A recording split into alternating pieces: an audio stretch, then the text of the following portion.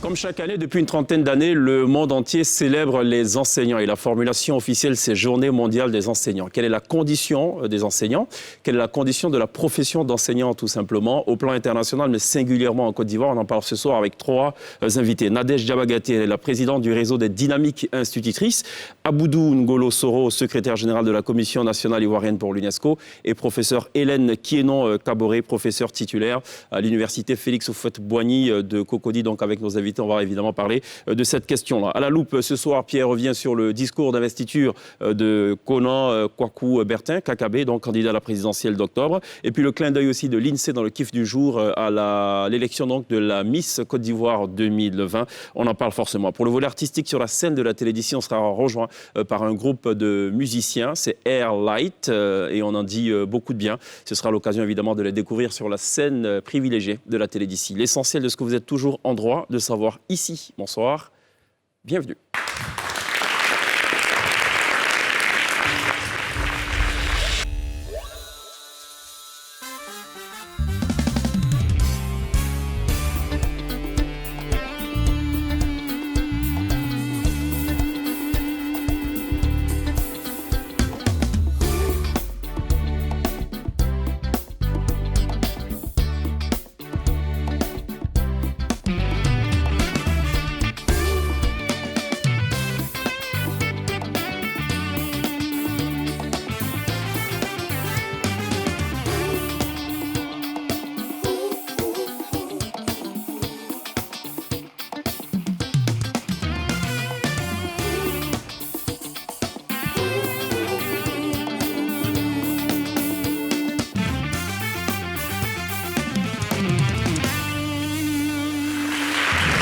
Télévisez ce soir la vie des enseignants de Côte d'Ivoire dans la télé d'ici durant 1h05. Le rendez-vous, vous le connaissez, c'est tous les soirs à partir de 18h40 sur NCI, la première chaîne de télévision privée de Côte d'Ivoire. On revient sur des questions qui vous intéressent forcément. Ce soir, on a trois invités. Nadège Diabagate, la présidente du réseau des dynamiques institutrices. Bonsoir, bienvenue. Bonsoir, monsieur, merci. Y aurait-il des institutrices pas dynamiques?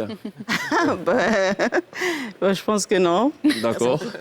Elles sont toutes dynamiques. D'accord. Vous avez combien d'institutrices finalement dans votre réseau? Il faut dire que nous sommes environ 14 000 membres qui interagissent sur nos plateformes, nos différentes plateformes. D'accord. Donc, en tant que membre très actif, nous sommes autour de 2 000 membres. D'accord. Donc, on peut dire qu'il y a 2 000 dynamiques et 12 000 dont le statut est discutable. Ah non, pas forcément. Pas forcément. Sont toutes dynamiques, oui. Elles sont D'accord, toutes très bien. Merci d'être là. Merci bien. Aboudou Ngolo Soro, vous êtes le secrétaire général de la Commission nationale ivoirienne pour l'UNESCO. Bienvenue. Merci. Alors, on l'a dit, la journée mondiale, elle est à l'initiative des enseignants, elle est à l'initiative de l'UNESCO. Ce que je ne comprends pas, c'est qu'en fait, elle est co-organisée aussi par l'Organisation internationale du travail. Ça se comprend. Mais l'UNICEF vient faire quoi dans cette affaire? Mais l'UNICEF travaille dans le domaine de l'éducation aussi. Donc, il participe à la célébration de la journée des enseignants. D'accord, ok, très bien. Ça va prendre quelle forme cette année, cette célébration en Côte d'Ivoire? En Côte d'Ivoire, je pense qu'on a déjà célébré, on a de façon anticipée. Anticipé le 3. Le 3, on a célébré la journée des enseignants, de façon anticipée. Mais de façon mondiale, c'est surtout ça va se faire en ligne. Ça va se faire en ligne parce que, compte tenu du contexte sanitaire, on ne pourra pas se déplacer pour aller à Paris. Ça, je l'ai lu sur votre site internet. Voilà. Ça va se célébrer comment en ligne?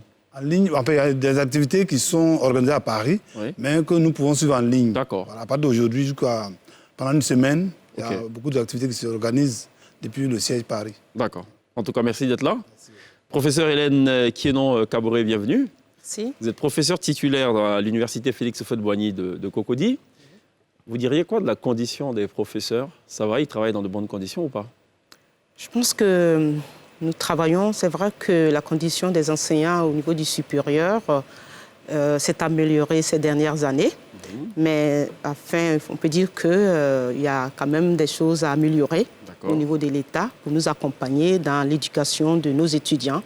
Et sinon, depuis ces 20 dernières années, depuis 2000, et après 2010, 2012, il y a eu vraiment un changement au niveau des conditions des enseignants.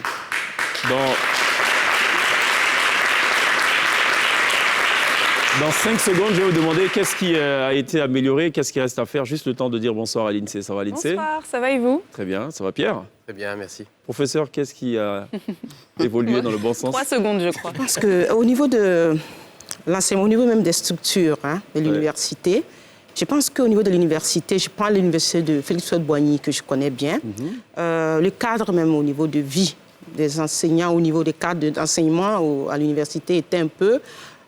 c'était pas convenable pour nous. Il fallait, en 2012, il y a eu l'avènement du pouvoir en place. Il y a eu des réfections des bâtiments. Ça, on l'a vu. Voilà, qui a été fait. Donc, moi, au niveau du cadre d'enseignement, ça s'est amélioré. Maintenant, au niveau où il y a des éléments qu'il faut essayer de revoir, c'est les salles de cours, les salles des TD, au niveau des enseignants. Dirigés. Voilà, travaux dirigés, et qu'il faut améliorer. Et puis aussi des bureaux des enseignants. Il va falloir que l'État fasse beaucoup plus d'efforts pour aider les enseignants à être dans un cadre de vie un peu meilleur. La FESI ne vous dérange pas? Tout va bien? Bon, la FESI. La FESI, c'est un syndicat. C'est un syndicat... Ils disent qu'ils sont associations. Enfin, ça dépend. Syndicat, OK. Souvent, c'est association, souvent, c'est syndicat. C'est un syndicat qui se bat pour améliorer les conditions de vie des étudiants. Et nous pensons que ça doit se faire dans un cadre de paix, apaisé. Et je pense que le nouveau secrétaire général s'est résolu à rentrer dans ces cadres-là. Et quand c'est fait ainsi, je pense qu'on peut comprendre, on peut s'écouter et puis on peut avancer. D'accord. En tout cas, depuis quelques années, chaque secrétaire général, dès son élection, tient effectivement un discours rassembleur, apaisé. Bon, dans les faits, je ne sais pas si ça suit, mais bon, c'est pas vous qui l'avez dit, c'est moi qui l'ai dit. Ngolo Soro, quel est le sens de cette journée? La journée mondiale de l'enseignant, comme vous l'avez dit, a été décrétée depuis 1994. Elle vise à commémorer surtout la signature entre l'OIT, l'Organisation internationale du travail, et l'UNESCO, d'une recommandation qui concerne les conditions du personnel enseignant. D'accord. Cette recommandation a été signée en 1966. Et en 1997, encore, une autre recommandation a été signée pour compléter celle de 1966 et qui prend en compte celle de 1997, qui prend en compte le personnel enseignant du supérieur, c'est-à-dire les chercheurs et les enseignants. Dans la première recommandation, les enseignants-chercheurs et chercheurs n'étaient pas suffisamment pris en compte. Donc dans celle de 1997, ils sont pris en compte. Et donc la journée mondiale de l'enseignant vise à commémorer ces recommandations. OK. Voilà. Alors, c'est bien d'avoir le regard extérieur d'une entité comme l'UNESCO. Quel est le regard, justement, que vous portez sur la condition des enseignants? J'imagine que les réalités ne sont pas les mêmes au primaire, au secondaire et tout, mais en gros, quel est votre regard? Bon, notre regard, c'est que les conditions se sont nettement améliorées ces derniers temps. Vous parlez comme professeur? Oui, comme professeur. Bon, parce que moi, je suis enseignant aussi. OK. Je suis enseignant-chercheur, donc j'ai vu aussi la réalité de la chose. Et je dois dire qu'avec ce que nous avons vécu par le passé, c'est-à-dire que depuis un certain temps, le déblocage des salaires au niveau général de tous les fonctionnaires, l'enseignant en bénéficie aussi. Au niveau des primes de recherche, il y a eu quand même une nette amélioration, ça a été relevé quelque peu au niveau du supérieur, mais au niveau du primaire et secondaire, je dois dire qu'il y a quand même beaucoup d'infrastructures qui sont construites aujourd'hui qui permettent d'améliorer le cadre de travail, les conditions de travail, et ça participe à la décongestion des salles de classe. D'accord. Il y a de nouvelles salles qui ont été construites, des tables bancs également qui ont été mises à disposition. Les écoles sont bien construites dans les villages et vraiment, je pense qu'à ce niveau, le cadre de travail, les conditions de travail sont améliorées. D'accord. Voilà. Ce qui m'amène évidemment à poser cette question à Nadège Diabagaté. Qu'est-ce qui ne va pas au niveau des institutrices, des dynamiques institutrices? Il faut dire que tout va bien chez nous, en tout cas. Donc c'est bon, ça va. Tout va bien. Est-ce que tous les enseignants du monde entier ont les mêmes droits et devoirs? Est-ce qu'on enseigne de la même manière, par exemple, au Japon qu'en Côte d'Ivoire? Non, évidemment pas. On n'a pas les mêmes... c'est pas la même manière d'enseigner. C'est-à-dire que chaque État est souverain en matière d'enseignement. Il y a une souveraineté nationale. Mais l'UNESCO donne des normes. C'est quoi les normes? Les normes, bon, il n'y a pas de normes figées. Je veux dire que quand on prend la recommandation de 1966, elle fixe donc les conditions relatives aux droits et aux responsabilités des enseignants. Elle donne également des normes sur le recrutement, la formation initiale, la formation continue et même l'emploi de l'enseignant. C'est-à-dire que la recommandation de 1966 donne des éléments, des pistes donc, dans ce sens. Et ce sont des recommandations qui sont faites aux États. Et la recommandation de 1997 est relative donc à l'enseignement supérieur, aux enseignants supérieurs et aux chercheurs. Donc ce sont des recommandations que l'UNESCO adresse aux États Bon, et les Libre États sont après à souverains. chaque État de Comment libre après à chaque État de respecter Oui, ou puis pas que ces l'État doit recommandations. ratifier la recommandation. Il faut signer, faut être d'accord avec la convention, il faut la ratifier, et puis bon, vous tentez de l'appliquer. Et le rôle de l'UNESCO, c'est d'attirer l'attention des États sur ces recommandations. Est-ce que l'État ne suit pas bon? On dit, ah bon, vraiment, voilà ce qui n'est pas fait, voilà ce qui est fait. Juste des interpellations de ce genre-là. D'accord. Alors, évidemment, l'objectif premier de cette journée, c'est d'abord de célébrer, certes, les progrès, mais c'est surtout d'envisager les pistes, de faire face donc aux différents défis. À votre niveau, c'est quoi les défis au niveau des institutrices, par exemple? Les défis, il faut le dire, ils sont nombreux. Ils sont nombreux. Nous sommes, comme nous le disons, les dynamiques institutrices. Donc déjà, c'est un défi au niveau de notre dynamisme, au niveau de notre rendu, en termes de l'enseignement. Comment être capable de transmettre à nos enfants un enseignement de qualité, des valeurs pour faire des adultes demain qui pourront s'insérer dans le tissu social. D'accord. Et donc, Professeur, à votre niveau, les défis, c'est lesquels? À notre niveau, les défis, je pense qu'au niveau de l'enseignement supérieur, c'est la recherche, financement de la recherche. D'accord. Financement de la Et recherche. ça, c'est inhérent pratiquement à l'écrasante majorité des pays africains. Hein? Je pense. Parce D'accord. que je pense que c'est là que nous allons prendre notre autonomie au niveau du développement. D'accord. Parce que la recherche sous-entend qu'on a fait de la recherche pour le développement. Donc, si nous ne sommes pas financés au niveau de la recherche, si les budgets de la recherche ne sont pas conséquents, cela joue aussi sur le développement du pays. Parce que ce n'est pas la recherche que nous pouvons développer aussi. Donc, nous avons besoin de ça, de la recherche. Ça, c'est le premier défi. Oui. Le deuxième défi, ce sont, comme j'ai dit tout à l'heure, les problèmes de salles, de TD, les problèmes d'équipement des laboratoires, le laboratoire au niveau de des pharmacies, médecine, les langues, et nous aussi au niveau des sciences sociales et humaines.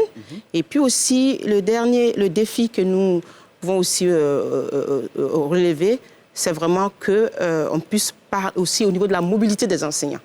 Parce que c'est quoi, les enseignants, chaque 2 ans, partent au niveau des pays, des universités où ils sont associés pour essayer d'améliorer les connaissances. D'accord. Donc, un partage de connaissances voilà, aussi. un partage de connaissances. Et c'est à ce niveau-là, nous avons un problème au niveau de la Côte d'Ivoire. Il va falloir que l'État voit au niveau des universités pour que les enseignants aillent se perfectionner. D'accord. Là, c'est vraiment le défi aussi. C'est très important ce que vous dites, surtout quand vous relevez le point de la recherche scientifique. Pourquoi? Parce que dans l'entendement populaire, quand on parle de recherche, généralement, on pense toujours aux scientifiques dans les laboratoires en train de faire de recherche. Mais c'est quand même bien que vous développiez pour que tous les téléspectateurs comprennent un peu. Qu'est-ce qu'il faut entendre par recherche?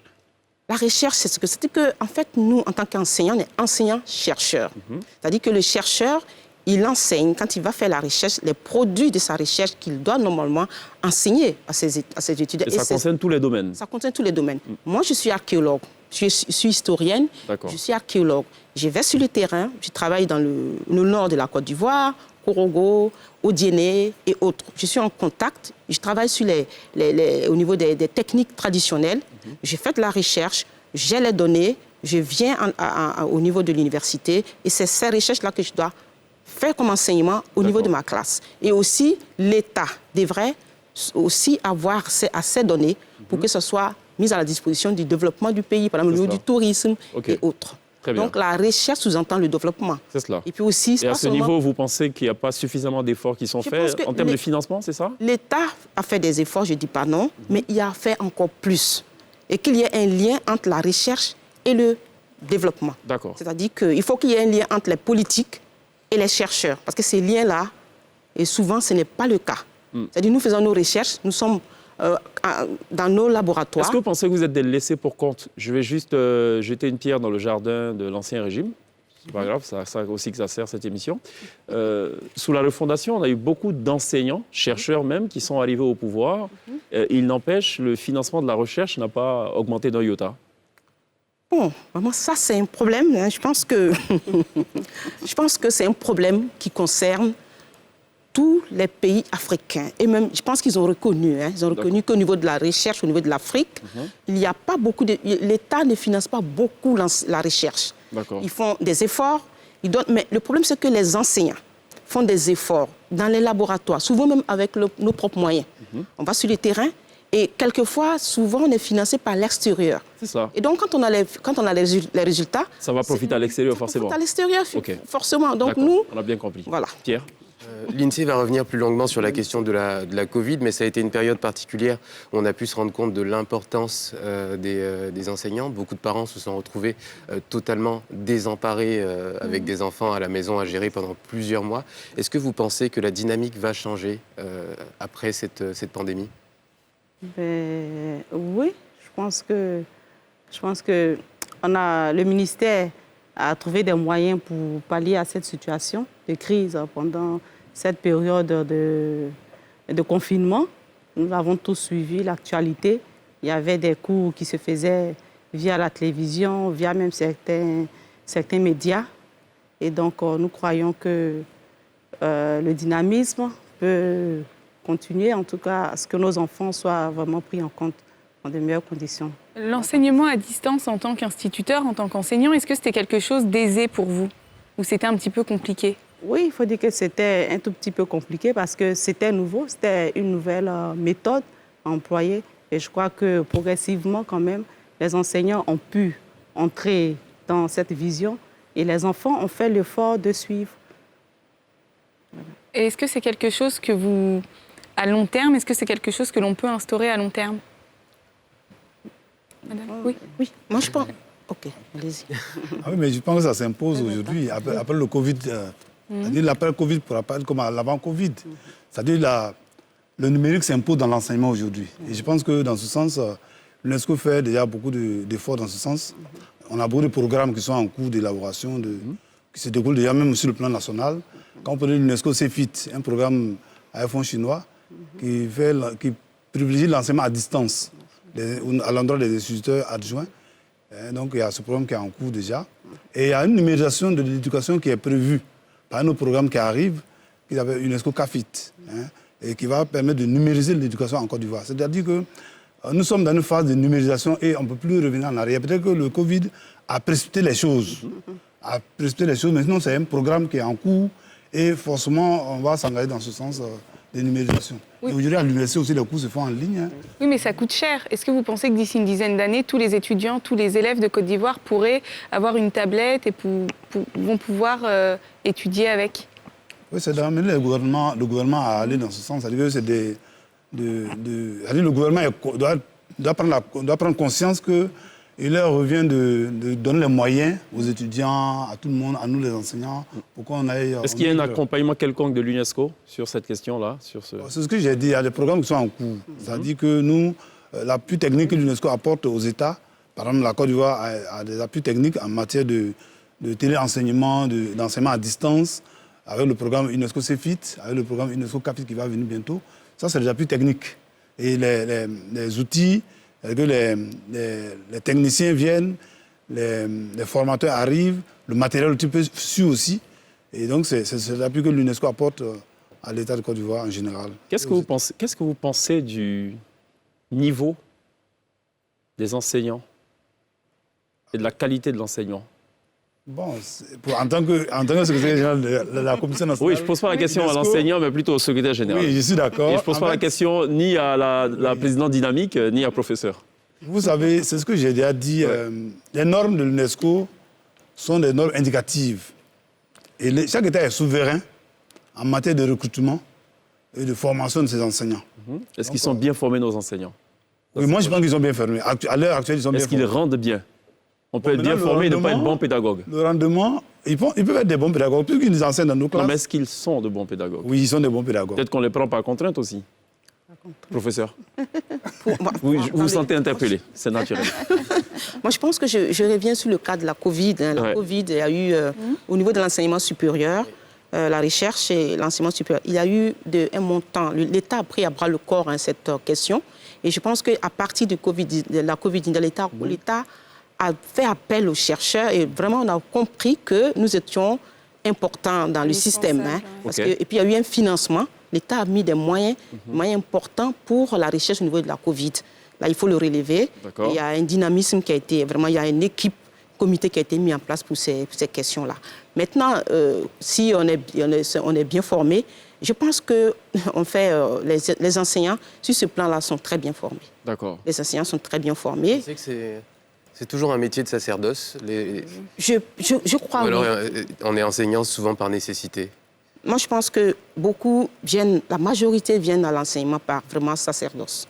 Parce que vous savez, c'est pas facile hein, pour les enseignants. Des fois, on travaille.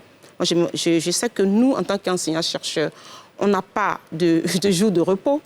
On travaille souvent les dimanches. Souvent, je sais qu'il y a des voisins souvent qui vous demandent mais qu'est-ce qu'elle fait? Elle est tout le temps en train de travailler dans son bureau. On travaille tout le temps. On est en contact avec les étudiants, on est en contact avec les apprenants. Et c'est très enrichissant pour nous, hein, je pense, parce que je pense que pour rien au monde, je n'abandonnerai l'enseignement et la richesse parce que je m'épanouis bien là-dedans. D'accord. Même question pour Nadège. Oui. La question de Pierre. La question de celui qui me l'a rappelé. Je demandais si l'enseignement était toujours un métier de sacerdoce, si on y venait parce qu'on se sentait investi d'une mission, ou alors on a beaucoup d'enseignants qui y sont par nécessité aujourd'hui. On peut dire que l'enseignement maintenant, on opte pour l'enseignement par vocation.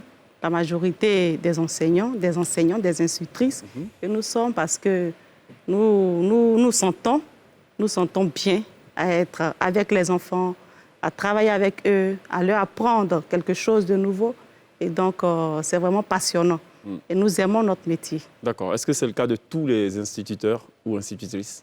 Je ne peux pas porter un jugement. Pour les 14 000 actifs. Mais je dirais, 14 000 dans le réseau. oui, pour les 14 000 actifs, vraiment, c'est une passion pour nous. Okay. Et nous sentons vraiment bien avec nos enfants. Je voulais revenir sur la formation des enseignants. La formation au CAFOP est passée de 2 à 3 ans. Pourquoi?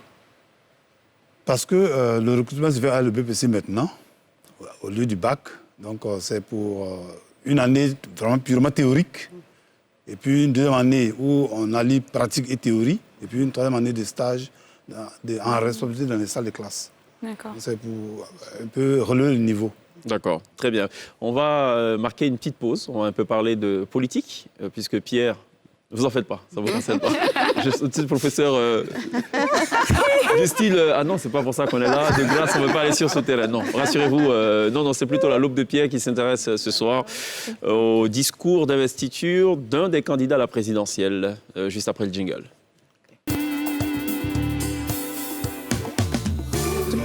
Et Pierre, vous vous intéressez ce soir à Kakabe. Qu'est-ce qu'il a bien pu dire ce week-end? Il a fait son discours d'investiture, comme vous avez rappelé. C'était très intéressant à observer parce que c'est peut-être ce qui marque un tournant dans sa carrière politique. En tout cas, il a voulu l'installer en cassant l'image qu'on a de lui. On connaît tous Kakabe, très impétueux, fougueux, parfois même très agité et qui parle avec le cœur. Donc on va écouter ce magnéto qui introduit ce changement. En situation exceptionnelle, mesure exceptionnelle. Vous me connaissez, je n'ai pas pris l'habitude de lire des discours. J'ai parlé toujours en écoutant mon cœur. Mais ce matin, les choses sont différentes. C'est pourquoi je vais m'efforcer de vous présenter, de vous lire mon discours.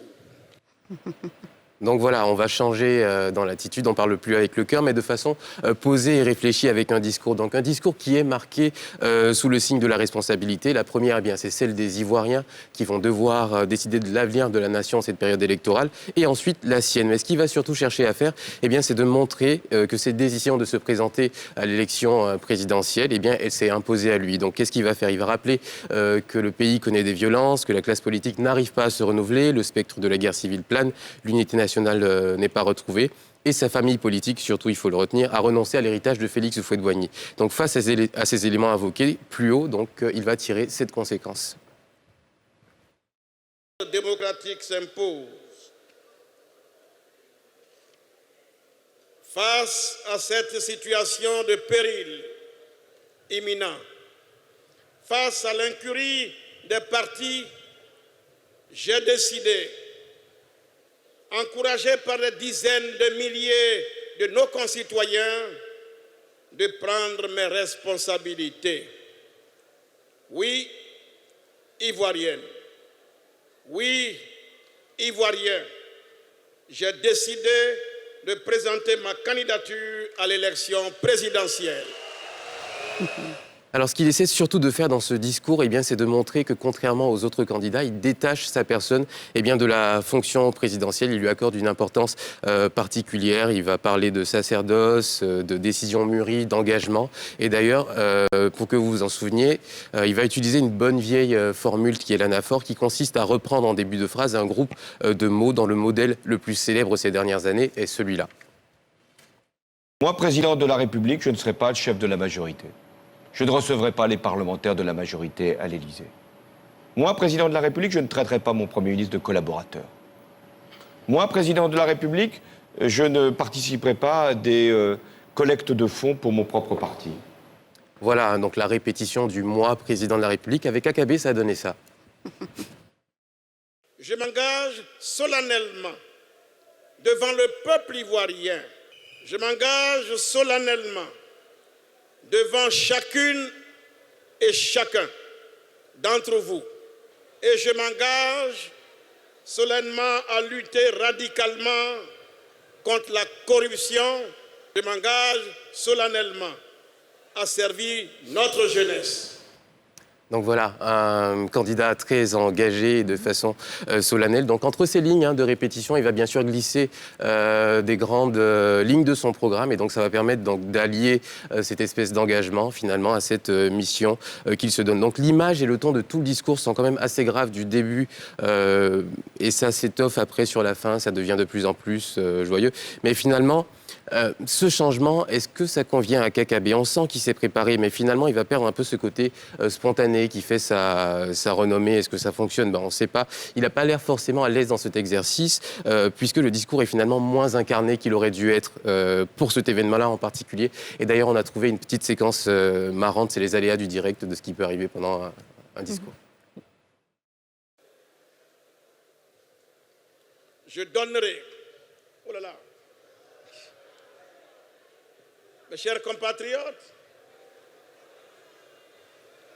je donnerai de larges pouvoirs. Donc voilà, c'est le genre de choses qui peuvent arriver pendant un discours. Mais finalement, quand on regarde le tout, il y a bien un changement d'image. Il est en train de se préparer pour ce rôle de candidat. Il veut être moins fougueux et c'est le message qu'il veut passer. D'accord. Merci Pierre pour cette loupe.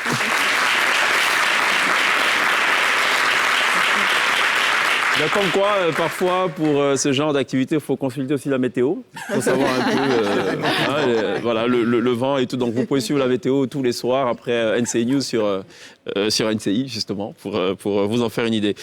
Petit élément de communication, peut-être que vous n'y avez pas prêté attention, mais le drapeau qui flotte dans le dos, c'est le drapeau de la CEDEAO. Donc, il se positionne déjà dans la stature de présidentiable. Bon. Merci Pierre. On marque une pause. Il y a la pub, on revient juste derrière.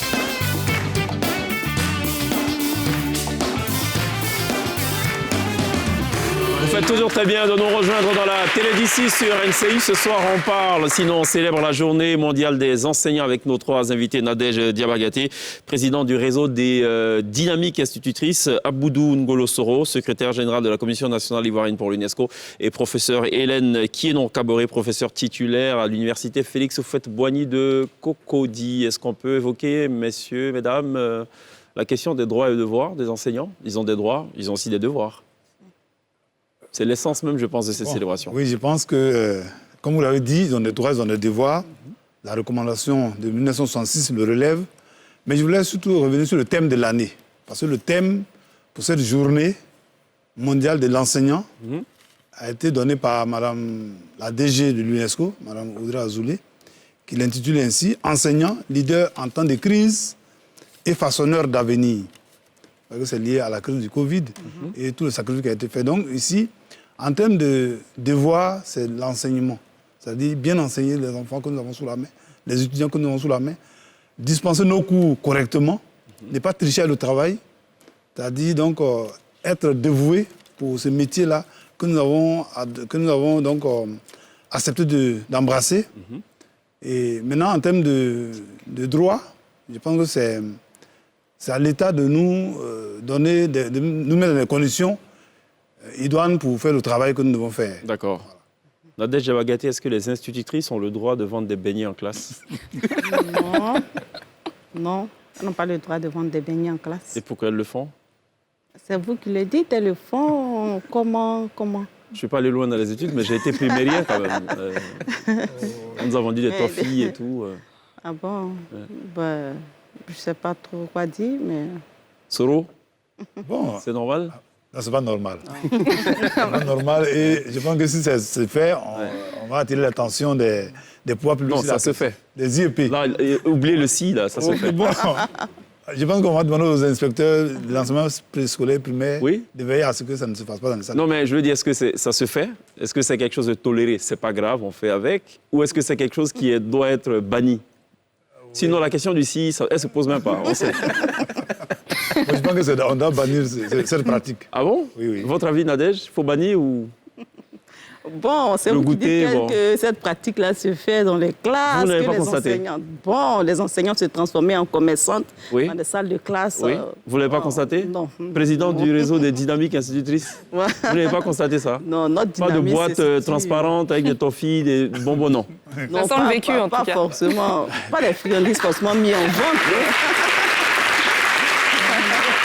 Forcément mis en vente. Très souvent, il peut exister, ces boîtes de friandises peuvent exister pour distribuer aux enfants, pour les calmer un peu, les motiver. Voilà. Ah bon? Oui. Professeur, vous qui avez fait de longues recherches en archéologie, justement, vous l'avez constaté ou non? Au niveau des enseignants des institutrices, oui. Des institutrices? Oui. Non, je ne sais pas. Je pense... Bon, écoutez, moi, je pense qu'il faut qu'on arrête cette émission. On est en train de se leurrer là depuis le début de cette émission. C'est vrai.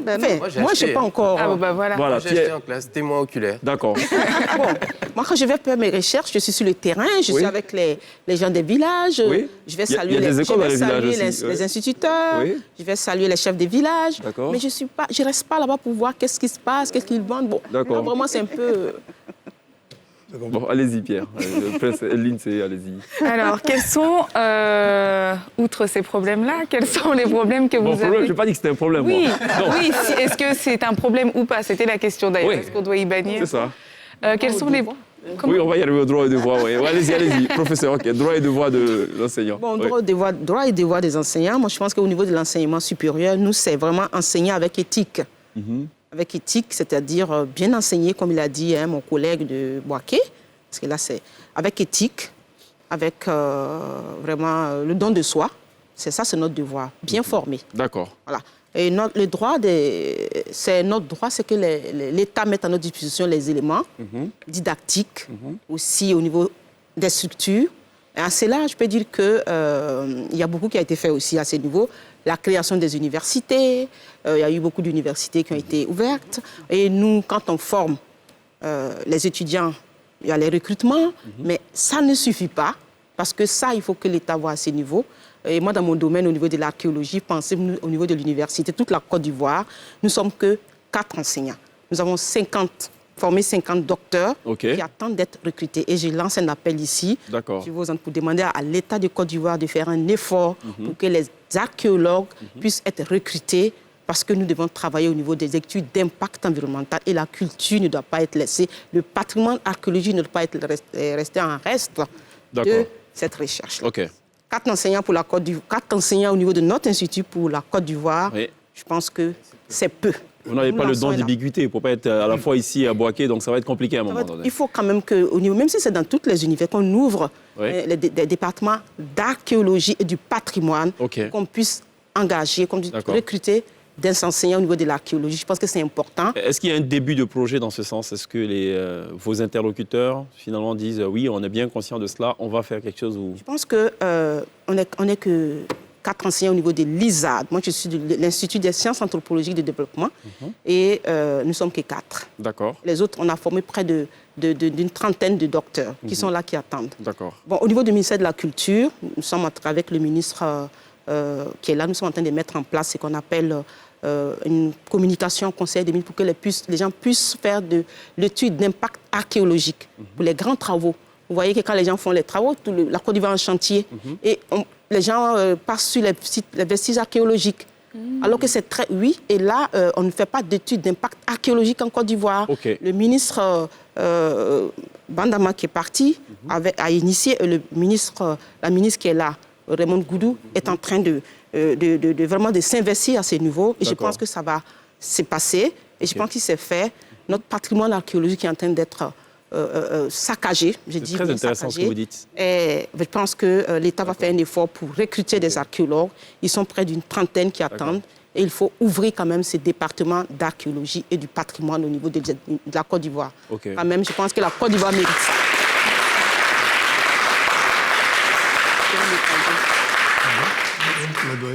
Je vais revenir à la crise du Covid. Quelles sont les difficultés que vous avez rencontrées en tant qu'enseignant? En tant qu'enseignant, allons-y. D'accord, avec les enfants. Déjà, vous le savez, les enfants sont tout petits. Il y a l'insouciance. Alors que là, il faut respecter les mesures barrières. Et donc, ce n'est pas facile. Déjà, remettre un cache-nez à un enfant.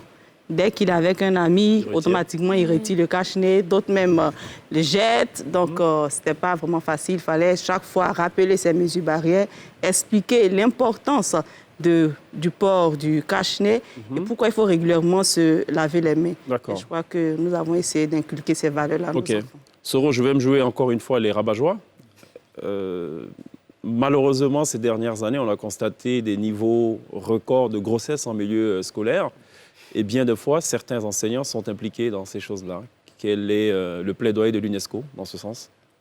Non, le plaidoyer de l'UNESCO, c'est que chacun doit prendre ses responsabilités.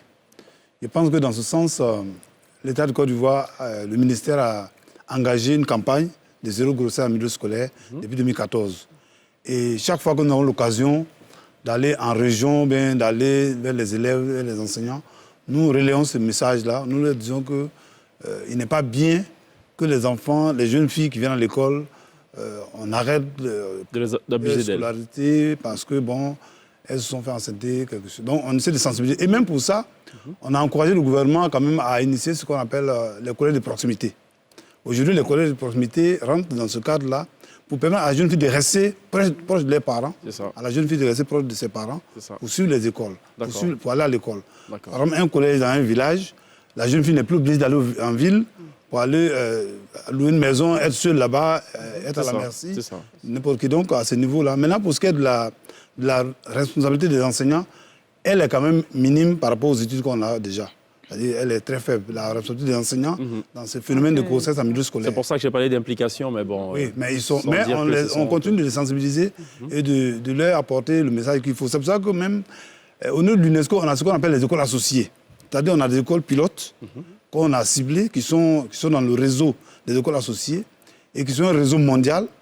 Et nous profitons de nos sorties pour développer des modules à l'endroit des jeunes filles, à l'endroit des enseignants aussi, pour combattre ce phénomène. D'accord. Professeur, on a reçu le secrétaire général de la FESI qui avait parlé de notes sexuellement transmissibles aussi dans le cadre de l'université. Hein. Eh bien, de notes sexuellement transmissibles. C'est un concept d'analogie avec MST. Bon.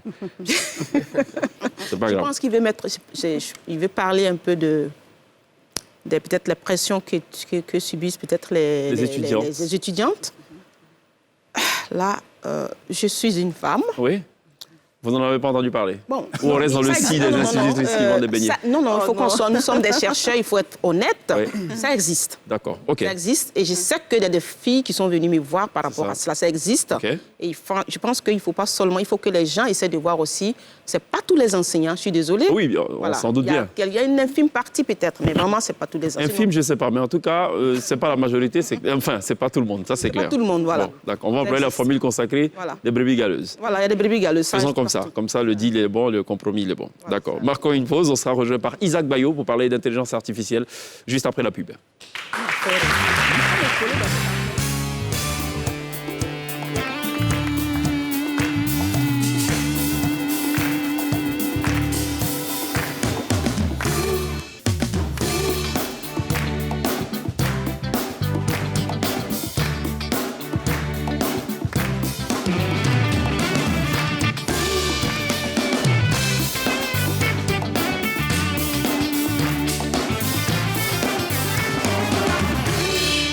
la Côte d'Ivoire tous les soirs sur NCI dans la télé d'ici dès 18h40 du lundi au vendredi. On essaie de refaire la Côte d'Ivoire et aborder des choses qui vous intéressent forcément. Dans cette troisième partie de cette télé d'ici, on a choisi de parler d'un concept plutôt, on va dire quoi, novateur, plutôt récent en tout cas, c'est l'intelligence artificielle et qui n'est pas forcément connu de la grande masse. Et c'est à juste raison qu'on a beaucoup de plaisir d'être en compagnie maintenant de Isaac Bayo. Bienvenue. Merci. Vous êtes CEO de Futur Afrique Intelligence Artificielle. Oui. En français, facile, puisqu'on parle aussi d'enseignement, c'est quoi l'intelligence artificielle? Vous vous C'est- adressez à un gamin de CE1 qui est de la classe donc, de Nadège Diabagaté. Ça tombe bien, on a une campagne avec des enfants de 10 ans.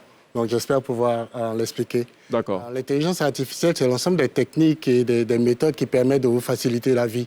Par exemple, demander à Siri comment se rendre au marché, à quelle heure la pharmacie est ouverte, sans avoir à fouiller dans le journal, vous pouvez demander à votre téléphone. Donc l'intelligence artificielle, en fait, c'est l'ensemble de ces techniques-là qui vous rendent la vie plus facile. D'accord. On parle de 4e révolution industrielle. Oui. Mhm. L'Afrique a manqué les 3 premières révolutions. Est-ce qu'on va manquer aussi cette 4e révolution? Est-ce qu'on a décidé de la manquer? Parce que pour la manquer, il va falloir faire des efforts. Parce qu'on a tout à disponibilité. Je reprécise ma pensée. On va en bénéficier, mais est-ce qu'on sera en fait les instigateurs? Est-ce que ce n'est pas plutôt une affaire d'organisation et d'entreprises occidentales qui vont finalement mener le jeu? On peut décider que ce ne soit pas le cas. D'accord. À Futur Afrique, par exemple, on a décidé de prendre des choses par devant. Vous avez ces traducteurs de textes qui traduisent l'anglais au français, le français au chinois. Et on est en train de travailler, par exemple, à traduire le français en nouchi, en langue locale. D'accord. À faire en sorte que l'analyse de sentiments qui se fait, par exemple, soit possible avec nos langues locales, le français, le djoula et le nouchi. Ok. Donc, c'est à nous de décider de ce qu'on veut en faire. D'accord. Donc, quand je dis c'est important de prendre des décisions, et quand je dis prendre des décisions, je ne parle même pas de la politique ou de l'État, mais en tant qu'entreprise, en tant que peuple, qu'est-ce qu'on veut en faire? Est-ce qu'on veut la rater ou on ne veut pas la rater? Ok. Si on ne veut pas la rater, on se donne les moyens. Quand je tiens mon téléphone portable et que j'écris un SMS, j'ai des suggestions de mots tout de suite. C'est l'intelligence artificielle, c'est bien cela. Exactement. En d'autres mots, il y a une machine derrière, il y a une intelligence derrière qui dit ce monsieur, chaque fois qu'il écrit, il commence toujours par bonjour, donc je lui propose bonjour en premier. Exactement. C'est bien ça. Et chaque fois qu'il écrit bonjour, il continue par comment ça va. Donc C'est ça. le bonjour sera suivi par comment ça va. Sauf que cet algorithme, il est travaillé constamment pour le rendre plus intelligent. Exactement. C'est le concept de machine learning ou l'apprentissage des machines qui, avec le temps, peuvent se substituer pratiquement à ce que vous faites ou à ce que vous dites. D'accord. À côté de, sinon, dans le concept d'intelligence artificielle, il y a une notion fondamentale, c'est la notion de données. Oui. Donc, je prends l'exemple du téléphone. Quand je déverrouille le téléphone avec mon visage, donc le Face ID, ça veut dire en gros que cette intelligence artificielle a mémorisé donc, un certain nombre de paramètres biologiques Exactement. et tout. Ces données vont où? Elles ne sont pas stockées chez nous, elles sont stockées ailleurs. Elles Et sont- détenues ailleurs. Elles sont stockées et pour le iPhone, par exemple, c'est détenu sur le téléphone. Donc ça s'arrête sur le téléphone. Ces données-là ne sont pas... C'est pas chez Apple quelque part dans le nuage, le Non, cloud? ça, je peux garantir. Bon, Par, ok. par algorithme. Mais d'autres données, par exemple, vos emails sont stockés dans le cloud. Ok. Tout ce que vous faites sur le téléphone, quand vous utilisez Google Maps, par exemple, où vous êtes parti, ce que vous avez fait de la journée est retracé pratiquement. Donc ça, c'est stocké dans le cloud. Et on n'a pas de data center en Côte d'Ivoire, donc ce n'est pas stocké chez nous. D'accord. Quelqu'un qui vit en Afrique du Sud, par exemple, peut avoir la chance d'avoir ces données-là stockées chez eux. Ok. Parce qu'ils ont un data center. D'accord. qui est Est-ce qu'il ne faut pas du coup commencer, et là je m'adresse aux autorités, commencer à penser à cela, à stocker peut-être nos données ici aussi, ces fameuses big data? Ça se fait, ça. L'idée commence à germer dans la tête. Il y a quelques, je dirais, des micro-data centers qui sont en place. Mais il y a quand même l'idée de mettre en place un data center qui est à l'échelle de la sous-région pratiquement. Quand on n'a pas de data center, quel est le risque qu'on encourt, vu que toutes nos données sont ailleurs? Les risques quand même sont minimes. Je dirais que c'est plus facile de s'attaquer à des serveurs qu'on a en Côte d'Ivoire qu'à au cloud, par exemple, de Google, au cloud d'Amazon. Donc, c'est vrai qu'on a cette option. On n'a pas les données chez nous, les données ne sont pas chez nous. Mais au niveau de sécurité, est-ce que nous, on a les mêmes... on peut établir le même niveau de sécurité que Google, par exemple? Est-ce que ce n'est pas défaitiste déjà de penser cela? Non, Si on se donne peut-être les moyens, on peut peut-être le faire maintenant. Il y a la deuxième étape de mon raisonnement. OK. OK. Est-ce qu'on peut établir ce même niveau de sécurité-là? Parce que si on arrive à un moment où en Côte d'Ivoire, on devient de la même manière dont on exporte l'énergie, on exporte l'électricité. Est-ce qu'on peut exporter des data centers qu'on va construire? Est-ce qu'on peut faire en sorte que les gens dans la sous-région n'ont pas de réticence à stocker leurs données chez nous et leurs algorithmes? C'est vrai qu'on peut les développer, on va les développer parce qu'on n'a pas le choix. Mais c'est à nous encore de prendre la décision d'être en avant de tout ça. D'accord. Nadège Yabagaté, elle est la présidente de l'organisation des dynamiques institutrices. OK. Soro qui représente donc l'UNESCO et professeur qui est donc professeur titulaire. Est-ce qu'il faut dès à présent intégrer l'intelligence artificielle dans les curricula de formation? Si oui, à quel niveau? Oui, c'est bien de les retrouver. Là, je suis aussi, à un moment de ma vie, j'ai été professeur-chercheur dans une université aux États-Unis. Je pense que ça se fait déjà. Pour moi, la base de l'intelligence artificielle, c'est les mathématiques et la logique. Et ça, on apprend ça dès le CP1. Insister sur la logique, c'est pas forcément aller dans la programmation, mais insister sur la logique. Quand on y arrive, peut-être au second cycle, se mettre à la programmation. L'anglais est important. Le conseil que je donne à tout le monde, c'est apprenez à parler anglais. Que vous soyez archéologiste, j'ai bien entendu ce que vous faisiez, ou data scientist, l'anglais est la base de tout, quoi. D'accord. Lindsay. Alors moi, je voulais vous parler, quand on parle d'intelligence artificielle, on a l'impression, peut-être que je me trompe, mais d'être aussi écouté en permanence. On va acheter par exemple un produit et après on va avoir plein de pubs sur nos téléphones portables ou alors sur notre ordinateur. Comment vous expliquez cela? Est-ce qu'on a l'impression peut-être de voler aussi notre intimité? Si. Ah, bon, voilà. Oui. Voilà, oui. Je répondrai oui et oui. OK. Parce qu'on est écouté en permanence.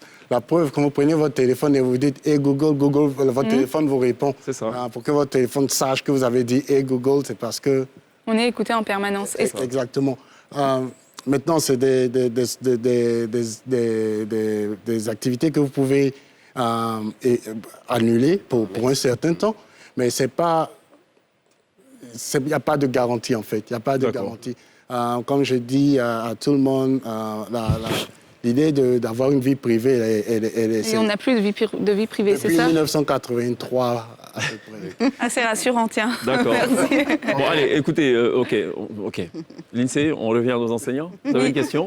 Oui, j'avais une question pour vous, Monsieur Soro. Tout à l'heure, on parlait donc malheureusement des étudiantes ou des élèves qui se retrouvaient enceintes à cause donc, de certains enseignants. Mais vous parlez surtout des solutions pour les élèves. C'est-à-dire, on va créer les villages de proximité, pas les villages de proximité, les collèges de proximité. Les collèges de proximité, mais quelles solutions vous apportez surtout pour les enseignants? Parce que le problème, c'est les enseignants qui agissent de cette manière-là, c'est pas les filles. Pour ce qui est des enseignants, c'est la formation, c'est-à-dire c'est de continuer de les former. Et c'est pour cela que dans l'ODD 4, l'objectif de développement durable, Développement, oui. 4, qui est l'objectif de développement confié à l'UNESCO, le volet, la cible C, la 4C, donc la cible C, met l'accent sur l'enseignant, sur la formation, la qualité de la formation de l'enseignant. Donc dans cette formation... Est-ce que ça englobe des questions de mœurs? Bien sûr, OK, d'éthique. vous y avez répondu. D'éthique, OK. Oui, d'éthique. Très bien. Pour rebondir sur la question de l'intelligence artificielle, parce que c'est une question aussi qui intéresse l'UNESCO. Et le travail est fait dans ce sens aujourd'hui sur l'éthique dans l'intelligence artificielle. Parce que tout à l'heure, on a relevé que souvent nos informations, nos vies sont violées, les secrets de nos vies sont sur la plateforme. Et donc, il y a un travail qui se fait. Il y a des recommandations qui sont en cours d'élaboration sur l'éthique. Ça veut dire que tout le monde couvre l'intelligence artificielle, mais il faut déjà mettre des balises pour ne pas qu'on se retrouve dans un village où tous les secrets sont dehors. Donc l'UNESCO est en train de travailler dans ce sens. Avec, par exemple, ici à Côte d'Ivoire, vous allez voir, il y a la chaire bioéthique qui est à Boaké. Le professeur Pouamé travaille sur la question, déjà, sur l'éthique dans l'intelligence artificielle. D'accord. C'est-à-dire qu'il est vraiment spécialiste de la question. OK. Pierre.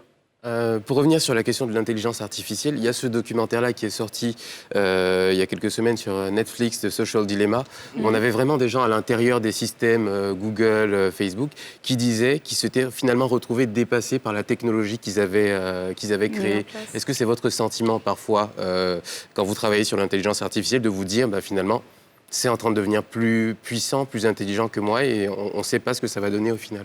iRobot.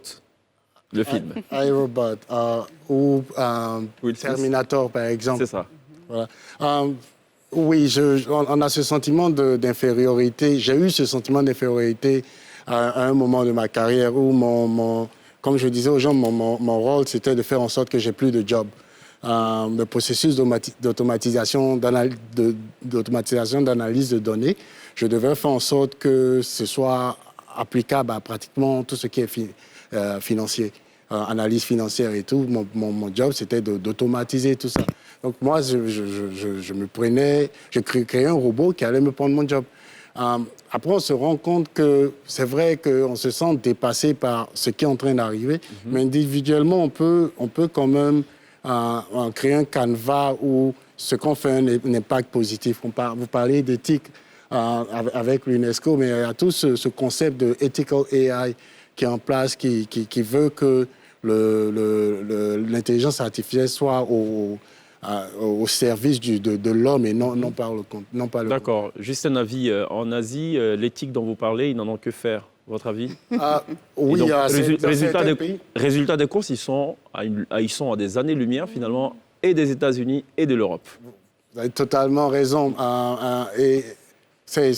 Ils ont abandonné l'idée de vie privée, mais ils arrivent à un moment où, par exemple, avant de converser avec vous, je saurais si je pourrais vous faire confiance ou pas. Parce qu'il y a un score qui est affiché pour chaque citoyen en fonction de comment okay. C'est un vrai débat. Je sens qu'on va vous réinviter, hein, n'est-ce pas, pour parler intelligence artificielle tout au long de l'émission. Parce qu'il y a beaucoup de choses à dire. On dit par exemple que l'Europe sera beaucoup en retard sur la question de l'intelligence artificielle parce que l'Europe est très attachée aux questions des droits de l'homme.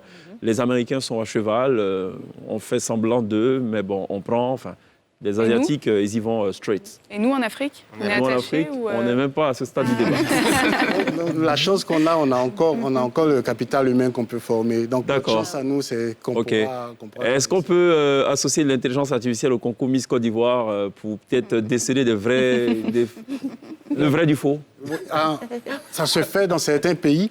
Quand les critères sont connus en avance, c'est ça. Une machine est capable de dire voici la plus belle et... En fonction des critères qu'on a définis. C'est à nous de définir c'est quoi la beauté pour nous. Mais très bien, on en parle juste après ce jingle. Alors, la nouvelle Miss, elle est par contre à l'abri. Pour l'instant, cette technologie n'est pas encore valable bien, ici. Je pense. Donc, bon. Pour elle, pour le moment. Voilà. Je vous parle, donc ce week-end, il y avait l'élection de notre nouvelle reine de beauté.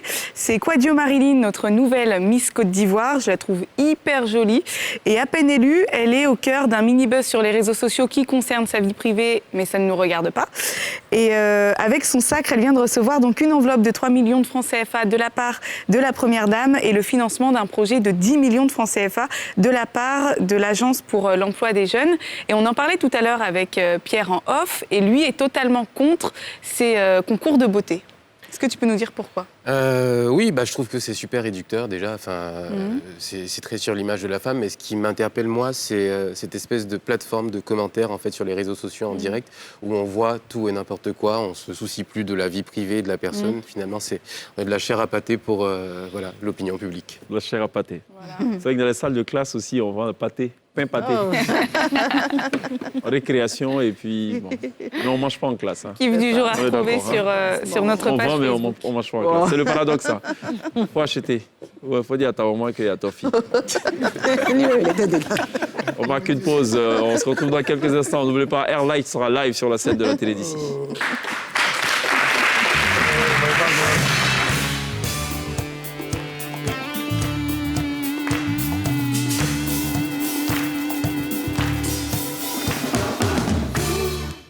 Retour sur le plateau de la télé d'ici pour le tout dernier virage de cette émission consacrée en partie à la condition des enseignants à la faveur de la célébration de la Journée mondiale des enseignants et en autre partie consacrée donc à l'intelligence artificielle avec Isaac Bayo qui nous aura rejoint en dernière partie de cette émission. Alors, généralement, qui dit association ou passage d'association à la télé dit message à passer. Vous avez un message à passer ? Oui, nous avons un message à passer. C'est déjà de rappeler nos objectifs. Oui. Les objectifs que nous sommes assignés en créant ce réseau, c'est premièrement de contribuer de la fort belle des manières à l'épanouissement de l'institutrice ivoirienne en prônant les valeurs, les compétences de l'institutrice et la rendre davantage fière d'exercer ce métier. Deuxièmement, nous voulons renforcer et consolider les acquis de nos enfants, des apprenants, en en leur donnant, en assurant une éducation inclusive et de qualité. Troisièmement, les rédiciennes que nous sommes, nous voulons être un maillon fiable et incontournable dans le système éducatif ivoirien par notre rigueur, notre discipline, nos performances et notre dynamisme. D'accord. Je trouve que vous êtes très bien vêtu. Merci, messieurs. Vous habillez comme ça, vous donnez des cours ou c'est parce que vous passez à la télé? Ben non. D'accord. Vous présentez très bien. Merci. Est-ce que ça a une importance d'ailleurs de bien se vêtir en classe? Très important parce que l'enseignante, l'institutrice, c'est une leader et c'est un modèle pour les enfants. D'accord. Et donc nous devons être décemment vêtus chaque jour. Et je voudrais aussi revenir sur les perspectives d'avenir en ce qui concerne notre organisation. Il faut dire, dans un premier temps, notre réseau, ça fait à peine une année que nous existons. Et donc, comme perspective, nous voulons atteindre la majorité de nos collègues institutrices qui sont en service sur toute l'étendue du territoire. Nous voulons vraiment les rapprocher de notre structure parce que nous avons des ambitions pour elles, que ce soit sur le volet social, au volet économique. Nous voulons vraiment les prendre en compte pour qu'elles soient vraiment fières d'exercer ce métier. Vous avez passé le message en 360 degrés. Je vais revenir sur l'apparence de l'institutrice. Il y a une enseignante en Afrique du Sud qui connaît un succès fou. La salle de classe est toujours bondée d'élèves. Ah bon. Oui, mais de base, elle est mannequin. Elle est mannequin de base. Et donc, elle a un look particulier que vous pouvez voir d'ailleurs sur les écrans. Ah oui. Alors, je ne sais pas si c'est une bonne chose ou pas, mais en tout cas, elle est toujours bien mise. Et il n'y a pas d'absent pendant ses cours. D'accord. Soro, qu'est-ce qu'on retient de cette journée? Je retiens que l'enseignant est un pion essentiel dans l'atteinte de l'ODD 4, parce que l'agenda mondial éducation 2030, dans cet agenda 2030, l'ODD 4 est confié à l'UNESCO. Et l'enseignant est un élément essentiel dans l'atteinte de cet objectif. Et donc, nous sommes heureux aujourd'hui que votre télévision, votre plateau nous offre cette occasion de célébrer l'enseignant. D'accord. Merci d'avoir participé à cette célébration qui continue, comme je l'ai dit, durant pratiquement une semaine. La célébration va continuer. Ça va se faire en ligne, ça va se faire par visioconférence, par des webinars. Et je voudrais dire que nous sommes associés avec le REDICI en 30 secondes pour anticiper la célébration le samedi 3 octobre dernier. Ça a été fait, oui. Voilà. Et donc, maintenant, pour ce qui est de la Commission nationale, je voudrais inviter les Ivoiriens à s'intéresser à la Commission nationale. Parce que les Ivoiriens, malgré qu'elle existe depuis 1961, les Ivoiriens ne connaissent pas la Commission nationale. Quand on parle de UNESCO, directement, les gens s'adressent à Paris, alors que localement, chaque État a une Commission nationale qui est l'interface entre Paris et le pays. En d'autres termes, il ne faut pas chercher loin ce qui est tout près. Voilà, ce qui est tout près. Comme on dit. Si vous devez vous adresser à l'UNESCO, il est préférable de venir vers la Commission nationale et on vous donnera les outils ou bien les mécanismes pour vous adresser à l'UNESCO. Tout près n'est pas loin. C'est une autre Nous façon de dire. Juste à Mermoz. Parfait. Merci. Professeur, vous voulez revenir sur votre... allez-y, on vous écoute. Pas de plaidoyer. Je pense que en 30 secondes. En 30 secondes, je voudrais dire que nous voyons que l'enseignant du supérieur, enseignant-chercheur, c'est nous qui façonnons la société. Nous façonnons les cadres, nous façonnons au plan matériel et immatériel. Alors nous demandons à l'État qu'il fasse encore tout un effort pour le recrutement des enseignants afin que nous puissions avoir plus de temps pour faire de la recherche. Très bien. Vraiment, c'est notre plaidoyer. On a noté. Vous façonnez la société. Les institutrices également disent que les leaders de demain passent forcément par eux. Merci. OK. En off, vous allez vous batailler. Ah non. Isaac Bayo. Tout ce que vous voulez faire, nous pouvons vous permettre de le faire plus facilement avec l'intelligence artificielle. Nous sommes là pour simplifier vos vies. Très bien, OK, on l'a bien noté. Isaac Bayo, qu'on invitera donc à nouveau pour une thématique dédiée donc entièrement à la question de l'intelligence artificielle. Merci à Nadège Diabagaté d'être passé par la télé d'ici. Merci à Soro Golo d'être passé. Merci à professeur Hélène Kienon Caboret d'être passé par la télé d'ici. Merci à Isaac Bayo. Merci à l'INSEE. Merci à Pierre.